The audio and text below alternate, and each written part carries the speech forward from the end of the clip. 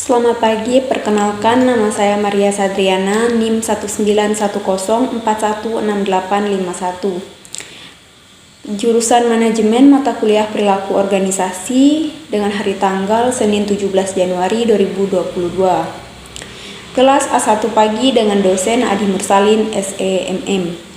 Baik, dalam kesempatan kali ini saya akan memaparkan jawaban saya untuk ujian akhir semester ganjil pada tahun ajaran 2021-2022. Jawaban yang pertama yaitu berkenaan dengan beberapa bidang ilmu yang memberikan kontribusi dalam pengembangan ilmu perilaku organisasi. Yang pertama psikologi, yaitu ilmu psikologi memberikan sumbangan terhadap perilaku organisasi terutama dalam hal pemahaman tentang perilaku individu dalam organisasi. Psikologi, terutama psikologi organisasi, mencoba untuk memahami, meramalkan, dan mengendalikan perilaku seseorang dalam organisasi. Lalu yang kedua, ilmu sosial, yaitu ilmu sosiologi maksudnya, yaitu ilmu sosiologi membahas tentang sistem sosialisasi dan interaksi manusia dalam suatu sistem sosial. Sumbangan ilmu sosiologi terhadap perilaku organisasi terutama pemahaman tentang perilaku kelompok di dalam organisasi. Lalu yang ketiga, ilmu antropologi, yaitu ilmu yang mempelajari tentang interaksi antara manusia dan lingkungannya. Manusia hidup dalam kelompok dan memiliki kebiasaan-kebiasaan dan nilai-nilai yang dianutnya, yang disebut dengan kultur atau budaya. Budaya diwujudkan dalam simbol kebersamaan kelompok yang direfleksikan dalam bentuk bahasa dan keyakinan. Demikian juga organisasi membentuk budaya tertentu untuk mempengaruhi pola pikir dan perilaku anggota organisasi. Lalu yang keempat, ilmu politik. Ilmu politik, sejarah, dan ekonomi, yaitu ketiga bidang ilmu ini juga ikut memberikan sumbangan dalam perkembangan ilmu perilaku organisasi. Ilmu politik mempelajari tentang perilaku individu dalam kelompoknya di dalam suatu lingkungan politik. Sumbangan dari ilmu politik terutama dalam proses mempengaruhi pengalokasian wewenang dan pengolahan konflik. Lalu ilmu sejarah memberikan sumbangan tentang sejarah dalam pimpinan-pimpinan besar di masa lampau atau keberhasilan dan kegagalan. Sumbangan dari ilmu ekonomi mencoba memberikan perilaku individu ketika mereka dihadapkan pada suatu pilihan, yaitu dalam proses pengambilan keputusan. Bidang ilmu tersebut berkontribusi terhadap perilaku organisasi karena ilmu tersebut merupakan ilmu yang mempelajari setiap aspek-aspek yang ada pada perilaku suatu organisasi. Lalu jawaban yang kedua itu berkenaan dengan perilaku organisasi penting dipelajari oleh mahasiswa manajemen dikarenakan agar manajemen merupakan bagian yang dapat mengolah individu maupun kelompok dalam memahami sikap dan perilaku orang yang berbeda-beda dalam satu organisasi. Perlu dipelajari agar pihak organisasi bisa berjalan secara efektif. Lalu, kenapa? Jika ditanyakan kenapa, karena dengan mempelajari perilaku organisasi, para manajer diharapkan dapat mempelajari perilaku organisasi. Karena sangat penting dalam membantu para manajer untuk memperbaiki, mendorong, atau merubah perilaku kerja, baik individu, kelompok, maupun organisasi secara keseluruhan. Untuk mencapai tujuan organisasi dengan mempelajari perilaku organisasi, maka para manajer memiliki keterampilan untuk mengenali perilaku pegawainya untuk dapat bekerja dengan baik sehingga dapat mencapai efektivitas organisasi. Lalu jawaban yang ketiga itu berkenaan dengan prinsip-prinsip dalam perilaku organisasi. Menurut Toha pada tahun 2004, bahwa terdapat prinsip-prinsip perilaku organisasi antara lain, yang pertama itu manusia berbeda perilakunya. Berarti di sini dapat dikatakan bahwa setiap manusia ini memiliki perilaku yang berbeda-beda. Lalu yang kedua, manusia mempunyai kebutuhan yang berbeda. Di sini maksudnya setiap individu atau manusia-manusia yang ada di dunia ini memiliki kebutuhan yang berbeda, kecuali kebutuhan pokok seperti makan. Tapi kalau kebutuhan sampingan atau tambahan itu sudah berbeda-beda. Lalu yang ketiga, orang berpikir tentang masa depan. Yang keempat, seseorang memahami lingkungannya. Yang kelima, seseorang itu mempunyai reaksi senang atau tidak senang. Yang keenam, banyak faktor yang menentukan sikap dan perilaku seseorang. Lalu yang keempat, berkenaan dengan link website terkait yang menjelaskan bahwa perilaku organisasi merupakan ilmu tentang dinamika perilaku individu dan kelompok dalam suatu organisasi dan dampaknya terhadap kinerja, baik kinerja individu, kelompok maupun organisasi. Dengan berbagai tujuan dan manfaat yang beragam seperti menemukan kandidat yang tepat, kepuasan kerja, budaya organisasi, kepemimpinan dan resolusi konflik, memahami karyawan dengan baik, dan mengetahui potensi karyawan, mengembangkan tim yang baik, meningkatkan produktivitas. Lalu ada juga beberapa cara mengembangkan perilaku dalam organisasi. Yang pertama itu memiliki pemimpin yang tepat, lalu memilih karyawan yang sesuai dengan budaya perusahaan, review budaya kerja, lalu menentukan tujuan dari organisasi, dan memberikan motivasi kerja. Yang terakhir, menetapkan aturan yang jelas. Lalu yang kelima,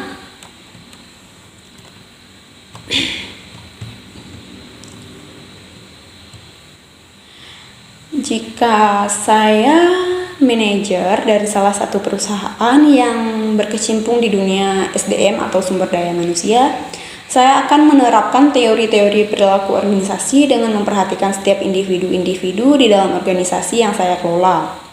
Dengan mengamati setiap perilaku individu, lalu mengamati hal yang menjadi kebutuhan individu, dan lain-lain, karena hal-hal tersebut akan berbeda-beda dari setiap individu tersebut. Lalu jawaban yang nomor 6, berkenaan dengan pengaruh perilaku terhadap kinerja karyawan. Ini berdasarkan jurnal yang saya temukan yang berjudul Pengaruh Perilaku Organisasi Terhadap Kinerja Karyawan di Lotte Grosir Bandung, yang dilaksanakan oleh PDHF dan teman-temannya. Nah, dari jurnal tersebut, peneliti menyatakan bahwa penelitian tersebut menunjukkan perilaku organisasi berpengaruh positif dan signifikan terhadap kinerja karyawan pada Lotte Bandung. Melihat dari hasil jurnal tersebut, dapat kita simpulkan bahwa perilaku organisasi berpengaruh positif terhadap kinerja karyawan pada umumnya, dikarenakan dengan adanya perilaku organisasi, maka individu akan terbiasa untuk hidup dengan kerjasama. Lalu yang ketujuh, ada 2 faktor yang membentuk perilaku individu, yaitu menurut Noto Atmojo tahun 2010, yang pertama faktor internal, yaitu semua faktor yang berasal dari dalam diri individu seperti motivasi, persepsi, minat, kebiasaan, dan sebagainya, yang mendorong individu berperilaku. Lalu yang kedua, faktor eksternal, yaitu faktor yang berasal dari luar diri individu seperti sosial, budaya, politik, dan lingkungannya yang membentuk perilaku individu. Lalu jawaban saya untuk pertanyaan yang ke-8 itu berhubungan dengan hubungan antara perilaku individu dengan nilai-nilai. Perilaku individu adalah sikap yang terlihat maupun tidak terlihat yang ada pada setiap individu yang dipengaruhi oleh lingkungan keluarga, masyarakat, adat istiadat, sosial budaya, atau tempat di mana dia berada. Contohnya, mahasiswa yang berada di lingkungan kampusnya akan berperilaku sopan sesuai ketentuan atau peraturan yang berlaku di lingkungan kampusnya itu sendiri. Lalu yang ke-9, apa yang dimaksud dengan keberagaman dalam organisasi? Di sini menurut saya keberagaman dalam organisasi mencakup beberapa aspek keberagaman seperti keberagaman dalam agama, ras, budaya, adat istiadat, karena dalam organisasi tentu ada individu-individu yang membentuk organisasi itu sendiri. Nah, dari individu-individu inilah keberagaman itu muncul, entah dari segi agama, sosial, budaya, dan ras. Lalu yang ke-10, itu berkenaan dengan jenis keberagaman dalam organisasi.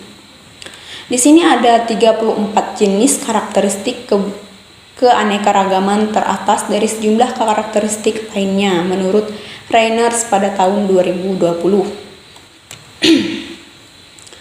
Yang pertama, cacat kognitif fungsi, yaitu yang berbeda dapat mempengaruhi ingatan individu, kemampuan memecahkan masalah, perhatian komunikasi, linguistik, serta pemahaman verbal, membaca, matematika, dan visual.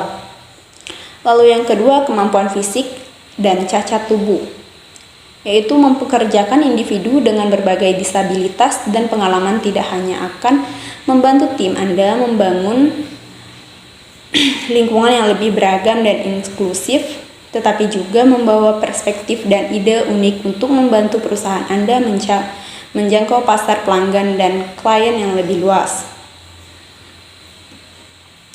Lalu yang ketiga, kesehatan mental. Di sini kesehatan karyawan menjadi tren utama dalam ruang sumber daya manusia, tetapi menerima bantuan yang dibutuhkan karyawan, perusahaan mungkin melihat peningkatan ketidakhadiran, konflik pekerjaan keluarga, meningkatkan masalah kesehatan mental dan perilaku, dan bahkan tingkat pergantian karyawan yang lebih tinggi. Lalu yang keempat, keanekaragaman syaraf. Keanekaragaman syaraf adalah konsep di mana perbedaan neurologis harus diakui dan dihormati sebagai variasi manusia lainnya.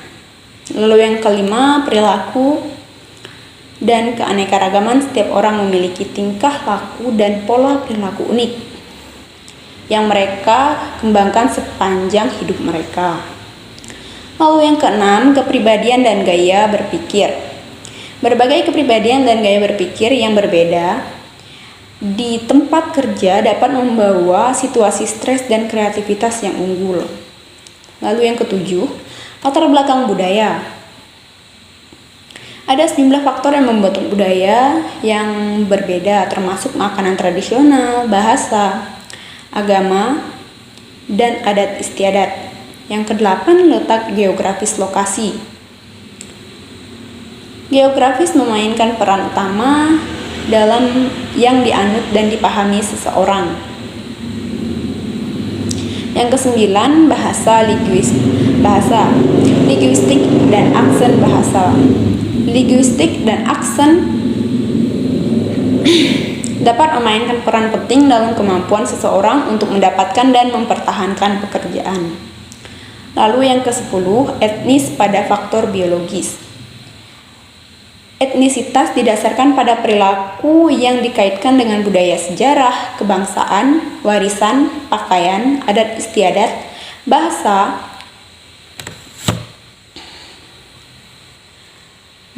leluhur, dan latar belakang geografis. Lalu yang ke-11, ras. Ras ditentukan secara biologis, contohnya ras meliputi kulit putih, hitam atau Afrika Amerika, Indian atau Alaska natif, lalu Asia, natif Hawaii, atau penduduk kepulauan Pasifik lainnya. Lalu yang ke-12,